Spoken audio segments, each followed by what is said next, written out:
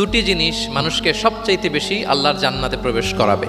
একটি হচ্ছে তাকওয়াল্লাহ, আল্লাহর ভয়, আর একটি হচ্ছে হুসনুল খুলুক, সুন্দর আচরণ। রিপিট, আমি আবারও বলছি, দুটি জিনিস মানুষকে সবচাইতে বেশি আল্লাহর জান্নাতে প্রবেশ করায়। একটি হচ্ছে আল্লাহর ভয়, তাকওয়াল্লাহ, আর একটি হচ্ছে সুন্দর আচরণ, হুসনুল খুলুক।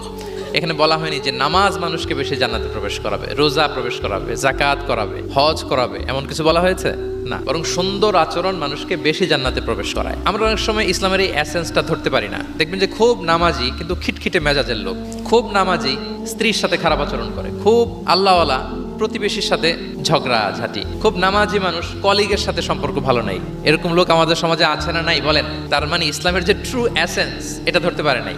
আশেপাশের নেইবরের সাথে, কলিগের সাথে, বন্ধুদের সাথে, সহপাঠীদের সাথে যে ভালো আচরণ করতে হয়, গুড বিহেভিয়ার করতে হয়, এবং এটাই যে আমাকে সবচেয়ে বেশি জান্নাতে প্রবেশ করানোর মাধ্যম হতে পারে, এটা আমরা ভুলে যাই। প্রিয় বন্ধুরা, আমরা যেন এই ব্যাপারটাকে ছোট মনে না করি।